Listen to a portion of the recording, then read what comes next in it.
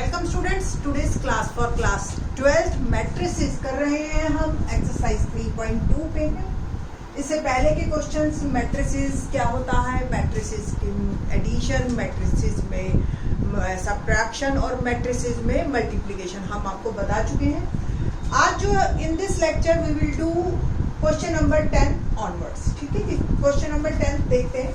क्या है question number 10? Solve the equation for x y z and t if twice of this plus thrice of this is equal to this. तो इसमें एक तो आपका आएगा स्केलर मल्टीप्लिकेशन, और जो है हमारे पास जो है दो मैट्रिसेस अगर इक्वल हैं तो पहले इसको एक मैट्रिक्स बनाते हैं, उसके बाद बात करेंगे। ओके ना, तो स्केलर मल्टीप्लिकेशन क्या है? Every element is multiply by 2। ठीक है जी, तो 2x 2z 2y and it become 2t plus every element is multiplied by 3 3 minus 3 0 and 3 2 the 6 and इसमें भी every element is multiplied by 3 3 3 the 9 3 5 the 15 3 4 the 12 and 3 6 the 18। इन दोनों को add करते हैं। आपको भी पता है मैट्रिसेस में दोनों में ऐड कब होता है? सेम पोजीशन वाले ऐड हो जाते हैं। ठीक है, तो 2x plus 3 2z minus 3 2y plus 0, there is no need to write 0 2t plus 6 equal to 9 15 12 and 18। If two matrices are equal तो सेम पोजीशन वाले आपके सेम होंगे, यानी कि 2x plus 3 must be equal to 9 और यहां से आप निकालेंगे x की वैल्यू। तो 2x is equal to 6 and x is equal to 3। Similarly z के लिए हम क्या करेंगे? 2z minus 3 is equal to 15, तो 2z is equal to 18 and z become 9। Same y, 2y is equal to 12, y is equal to 6 and the third one 2t plus 6 is equal to 18, तो 2t is equal to 18 minus 6, 2t is equal to 12 and t is equal to 6। तो x is equal to 3, y is equal to 6, z is equal to 9 and t is equal to 6। ये चारों हमारे answer हैं। ठीक है जी, तो इस तरीके से आपकी जो है ये इक्वेशंस आएंगे, आंसर्स आएंगे। ओके, नाउ क्वेश्चन नंबर 11 क्या है? Question number 11 let's C.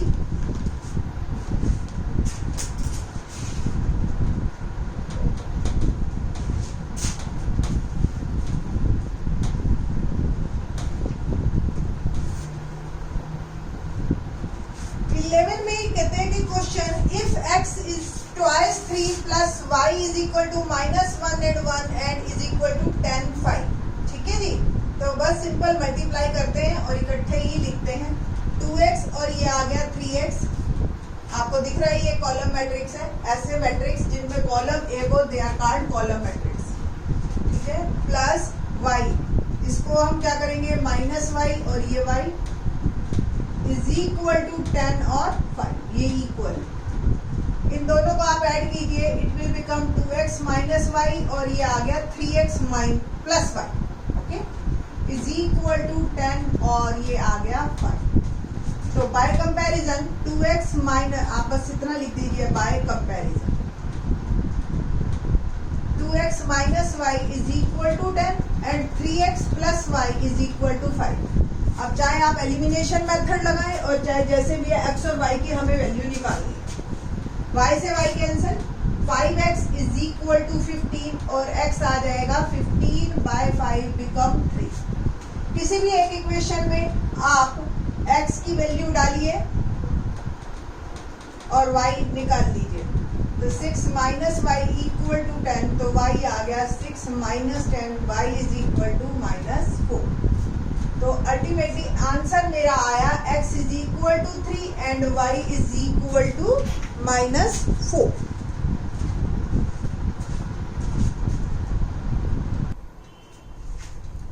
Question 12 देखते हैं। क्या है question 12? given 3xyzw equal to this plus this and we have to find the value of x, y, z and w. ये निकालना है. Okay, let's start. 3x, 3y, 3z and it will become 3w. सारे every element is multiplied by 3. इसको हम add करते हैं और फिर कंपेयर करेंगे. x plus 4 and x plus y plus 6, z plus w minus 1 और ये आ गया 2w plus 3. ओके, अब हमें कंपेयर करना है. हमें 4 इक्वेशंस मिल जाएंगी और उन चारों इक्वेशन से हम x, y, z and w निकालेंगे. तो पहली बाय कंपैरिजन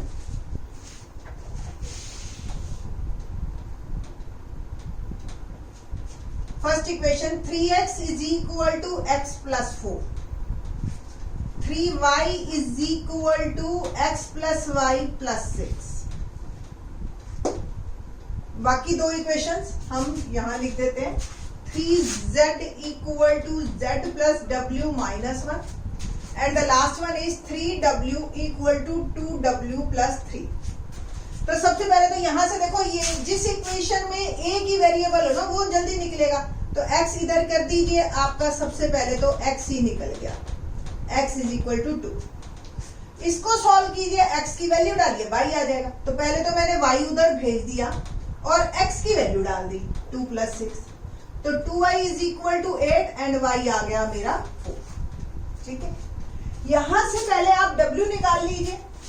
तो 3w minus 2w is equal to 3. तो w आ गई वैल्यू 3 और w की वैल्यू इधर और z को उधर भेज दीजिए पहले की तरह ही.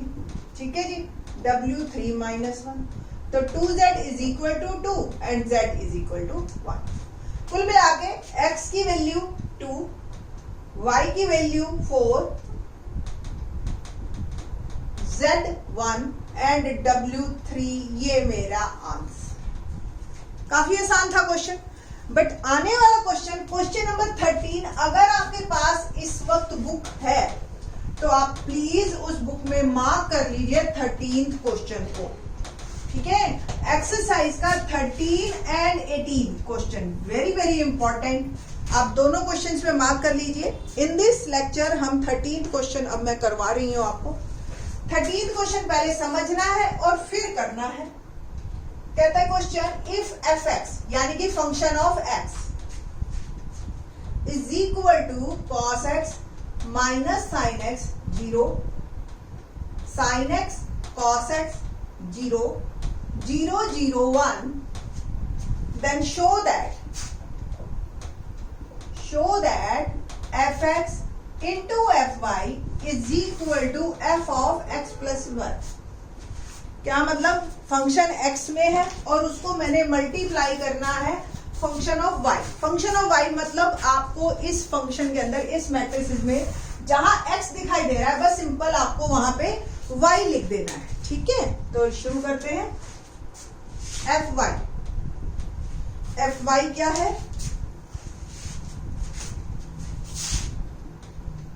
cos y minus sin y 0, sin y cos y 0 0 0 1. अब जब मैं इससे इन दोनों को आपस में मल्टीप्लाई करूंगी ना तो मेरा जो फंक्शन आएगा वो x प्लस वाई आ जाना चाहिए. ये है मेरा क्वेश्चन. ठीक है जी, थोड़ा सा इसको रिफाइंड फॉर्म में लिख देते हैं ताकि हमें जो है कैलकुलेशन में आसानी है. नाउ fx इंटू fy कर रहे हैं हम.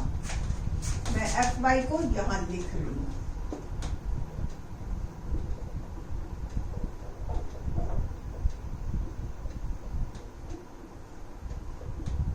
Now let's start multiplication. 3 by 3 का है. सबसे पहले हम क्या करते हैं, चेक करते हैं कि ये प्रोडक्ट पॉसिबल भी है या नहीं है. और अगर प्रोडक्ट पॉसिबल है तो जो रिजल्टेंट मैट्रिक्स आएगा वो 3 by 3 का ही आएगा. नाउ प्रोडक्ट करते हैं. इसका रो लेना है और इसका कॉलम लेना है आपने. It means cos x minus sin x 0 और इधर से मैंने लिया column cos y sin y 0. जिसने अभी तक भी ना देखा और जिस लेक्चर को ही देख रहे हैं डायरेक्ट, वो भी समझ सकते हैं सिंपल कि पहले को पहले से, दूसरे को दूसरे से और तीसरे को तीसरे से मल्टीप्लाई करके हमने ऐड करना है. ओके, तो क्या बना cos x cos y, इन दोनों को प्रोडक्ट किया तो minus sine x sine y, और 0 इंटू 0 0 और प्लस 0, तो ये आ गया मेरा answer first element. Second element के लिए क्या करेंगे हम, रो यही रहेगी, कॉलम सेकेंड आ जाएगा, ठीक है, minus sine y cos y और 0, देख रहे हो ना सेकेंड कॉलम। फिर से वही पहले को पहले से मल्टीप्लाई, दूसरे को तो minus cos x sine y minus sine x cos y, और 0 इंटू 0 0 और प्लस 0, ठीक है ना। थर्ड केस में आपका कॉलम थर्ड कॉलम आ जाएगा एंड ये आ गया 0 0 1। अब ध्यान से देखिए, पहले को मल्टीप्लाई करूंगी तो भी 0, इसको करूंगी 0 और इसको किया तो भी 0, तो अल्टीमेटली ये 0 प्लस 0 आ जाएगा। और सेकंड कॉलम जो सेकंड रो शुरू कर रहे हैं हम, तो इसके लिए इसकी सेकंड रो लेके हम साइन एक्स कॉस एक्स और 0, और इसका फर्स्ट कॉलम से फिर से स्टार्ट करेंगे हम, कॉस वाई साइन वाई 0। तो करते हैं जी multiply, sine x cos y plus cos x sine y और 0 इंटू 0 0। सेकेंड के लिए आपका सेकेंड कॉलम जाएगा minus sine y cos y और 0, करिए जी मल्टीप्लाई, तो minus sine x sine y plus cos x cos y और ये 0। थर्ड के लिए फिर से कॉलम थर्ड बनेगा आपका 0 0 1, करिए जी मल्टीप्लाई, तो 0 sine x same cos x 0 0 and ये 0, तो 3 0 आ जाएंगे अल्टीमेटली आपके पास।